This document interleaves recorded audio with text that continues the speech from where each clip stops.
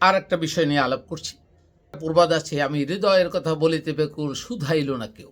একটা উদ্ধৃতি দেই। 2010 সালের আগে আমরা যে প্রাইভেট গাড়িটা ইউজ করি বা প্রাইভেট যে গাড়ি বা কার ইউজ করি, এই গাড়ির উপরে কোনো টিন নামক অ্যাডভান্স ট্যাক্স ছিল না। 2010 সালে তখনকার সময় যে এনবিআরের চেয়ারম্যান ছিলেন ডক্টর নাসিরুদ্দিন স্যার এবং ফার্স্ট সেক্রেটারি ছিলেন ডক্টর খয়রুজ্জামান স্যার, ওনাদের সাথে আলাপ করা হচ্ছিল। এই ঘটনা আগেও বলেছি, তারপরেও একটু শর্ট বলি। তারা গাড়ির ইম্পোর্ট ট্যাক্স বাড়িয়ে দিলেন, সেই সাথে প্রত্যেকটা গাড়ির উপরে ট্যাক্স বা টিন ইম্পোজ করা হলো অস্বাভাবিকভাবে, অনৈতিকভাবে। কীরকম অনৈতিক? ইনজাস্টিসভাবে। যেমন 1800 সিসির একটা গাড়ি বা 15 সিসির উপরে যে গাড়ি 2400 সিসি পর্যন্ত একটা প্রাইভেট কার এক্সি সেলুন, তার টিন দিতে হয় এখন 50,000 টাকা। কিন্তু বাস বিচার করা হয় নাই যে গাড়িটি কোন মডেলের এবং গাড়িটার দাম কত। ধরুন 20 বা 25 বছর আগের একটা গাড়ি, তার যার দাম আছে এখন 4.5-5 লাখ টাকা, তাকেও কিন্তু 50,000 টাকা টিন দিতে হয়। আর যার নূতন মডেলটা গাড়ি নিচ্ছে, তার গাড়ির দাম আছে 65 বা 60 লাখ টাকা, তাকে সেম ট্যাক্স দিতে হয়। তাহলে এর চেয়ে বৈষম্য কী হতে পারে যে 5 লাখ টাকার গাড়ির উপরে 50,000 ট্যাক্স, বাৎসরিক ট্যাক্স, আবার 60 লাখ টাকার গাড়ির উপরেও বাৎসরিক 50,000 ট্যাক্স। এটা বৈষম্য। আর এটা যে উদ্দেশ্য করা হয়েছিল, সেই উদ্দেশ্য বাস্তবায়ন করা হয়নি। যে উদ্দেশ্য বলা হয়েছিল তাতে করে সেই উদ্দেশ্য বাস্তবায়ন করা হলে আজকে ঢাকায় রিক্সার মতো এরকম একটা জঞ্জাল থাকতো না। আমি যে প্রস্তাব দিয়েছিলাম, সেই প্রস্তাবে যেটা ছিল সেটা হলো তারা গাড়ির উপরে টিন নেবে, অ্যাভারেজ 20,000 টাকা ফালাবে, কিন্তু যার পুরান গাড়ি আছে পুরান মডেলের জন্য কম টাকা নেবে, যার নূতন আছে নূতন সিসির উপরে চেঞ্জ করবে, এভাবে করবে। কিন্তু তারা তা করেনি। তারা অন্যায়ভাবে পাবলিকের উপর চাপিয়ে দিয়েছে এই টিনগুলো। আমরা দিতে বাধ্য, গাড়ি চালাইতে হলে গাড়ি টিন দিতে হবে। তো এই যে উপকারটা কি হয়েছে, ঠিক এই জায়গা থেকে আমরা আসি। এরকমই আমরা যেটা করতে চাচ্ছি, এবার কৃষি পণ্যের দিকে আসতে চাই। গাড়ির ট্যাক্স, কৃষি পণ্যের বীজের ট্যাক্স, ওষুধের ট্যাক্স, ফার্টিলাইজারের ট্যাক্স।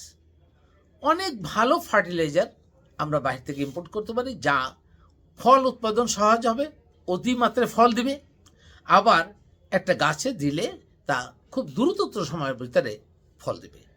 বীজ ভালো হতে পারে। বীজ যদি ভালো আনি, তাহলে যে পরিমাণ হাইব্রিড বীজে যে ফলন পাবেন, এখন যা পাচ্ছে তার 5 গুণ বেড়ে যাবে, 4 গুণ বেড়ে যাবে। তাহলে আমাদের এই কাজগুলো যদি সার নিয়ে আসি করতে পারি, ওষুধ নিয়ে আসি করতে পারি। তা আমরা এই সেক্টরগুলোতে যদি সরকারের দৃষ্টি আকর্ষণ করছি, তারা যদি এটা বোঝেন, তাহলে সাময়িকভাবে ইম্পোর্ট ট্যাক্স না বাড়িয়ে ইম্পোর্ট ট্যাক্স একেবারে 0 লেভেলে চলে আসুক বা 10% করুক, কিন্তু কম ট্যাক্সের ভিতরে বাহির থেকে ভালো বীজ, ভালো সার, ভালো ওষুধ নিয়ে আসা হবে এবং এই ধরনের সকল কৃষি পণ্যের উপরে এইটা অ্যাপ্লাই করা হবে।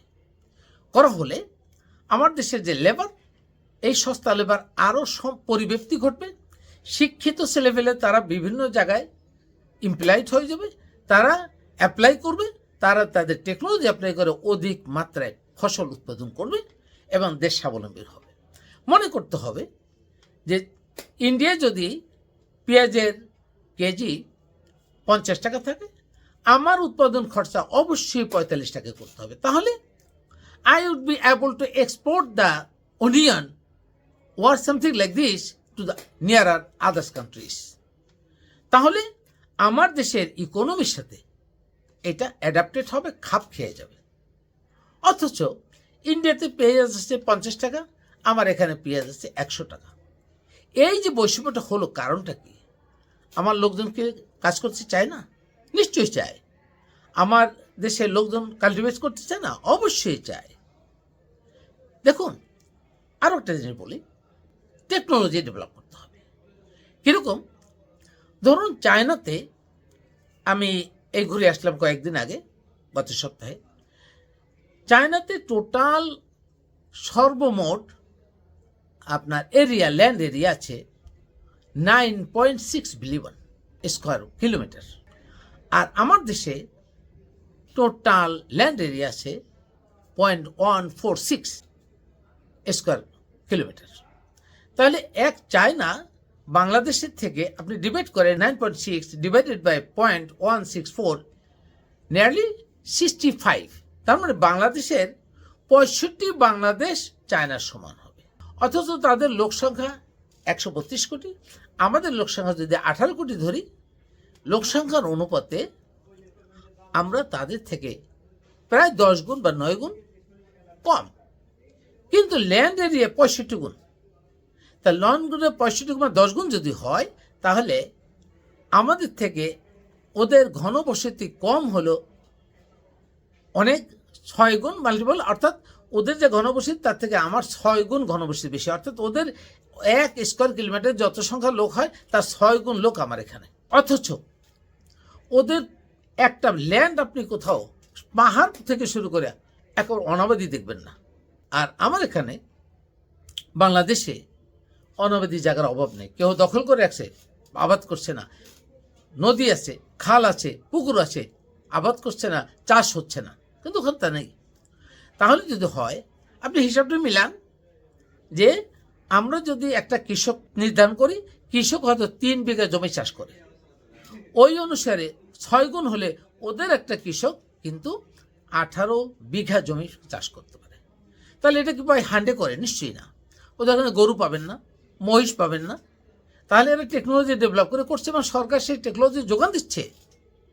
তাহলে আমার সরকার যদি এই ট্যাক্স লেভেলটা কমাই দেয়, সরকার যদি যোগান দেয়, ব্যাংক যোগান দেয়, তাহলে আমাদের একটা কৃষকও তো 18 বিঘা জমি চাষ করতে পারে। তাহলে আমার তো অনাবাদি জমি থাকবে না।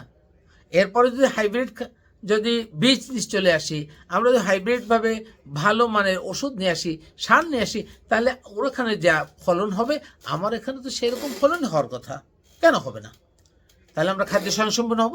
আর এটা করতে হলে যে যে সেক্টরে বিভিন্ন বিশ্ববিদ্যালয় থেকে যে সমস্ত ছেলেফেলে বের হচ্ছে, অনার্স করছে, মাস্টার ডিগ্রি, তাদেরকে কাজে লাগান, তাদের টেকনোলজি, তাদের ব্রেনটাকে কাজে লাগান, নফসটাকে কাজে লাগান। তারা খারাপ কাজে থেকে থাকবে না, ভালো কাজে নিয়োগ করবে। ভালো কাজে নিয়োগ করলে তাদের নিজেদের স্বাবলম্বী হবে, তাদের সন্তান স্বাবলম্বী হবে। তাদের সন্তানের জন্য চাকরি দরকার নেই, শুধু তার না, সন্তান দরকার নেই, বাবা মা থেকে শুরু করে সবাই করবে। এবং আমার দেখা মতো বলি, 80-85 বছর বয়সের ছেলে, বৃদ্ধ বৃদ্ধারা তারাও কাজ করে, সে যেটা করতে পারে সেটাই করে, কেউ বসে নাই, কাজ করবে আর সেই সাথে আল্লাহর বিধান মতো চলবে। তাহলে দেশ উন্নয়ন হবে। তাহলে খারাপ কাজ করার সময় কই? এত বড় দেশ, একটা অকারণ ঘটে না খুব একটা, আর আমার দেশ অকারণে ভরপুর। কারা করে চিহ্নিত করুন। যাদের ভিতরে কোরআনে জ্ঞান নেই, যাদের ভিতরে মানবতা বোধ নেই, ওই লোকগুলো সমস্ত অকারণের জন্য যাই।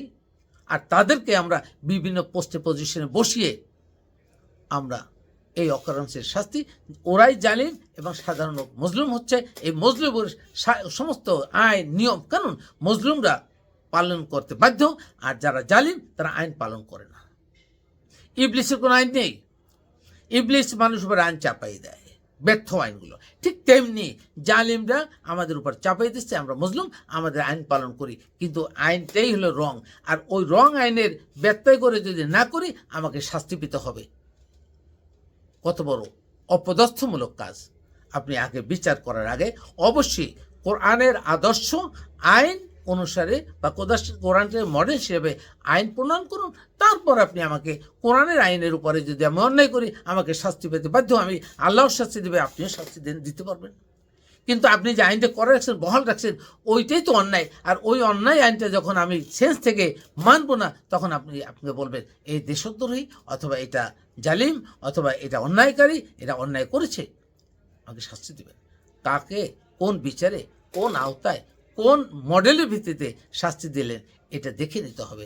না হলে আপনাদের জন্য অনুরূপ শাস্তি অবশ্যই থাকবে। সুতরাং যারা উপদেষ্টা আছেন, যারা নির্বাহী পরিচালক হিসাবে আছেন, যারা বিভিন্ন কর্মযোগের সাথে সরকারের বিভিন্ন কর্মকর্তা কর্মচারী বৃন্দকে বলবো, নিয়ন্ত্রণ, আপনার নিজেদেরকে নিজেরা নিয়ন্ত্রণ করেন, কোরআনের আইন ভিত্তিক চলুন। তাহলে আর দেশে শাস্তি এরকম অন্যায়ভাবে হবে না। বিচারকরা কোরআন মেনে বিচার করতে হবে, তাহলে দেশ শান্তি হবে, অন্যায় অত্যাচার দুর্বৃত্ত হবে, জালিম পয়দা হবে না, জালিম নির্মূল হবে। আশা করি আমরা সবাই আওয়াজ তুলি। আল্লাহ হাফেজ।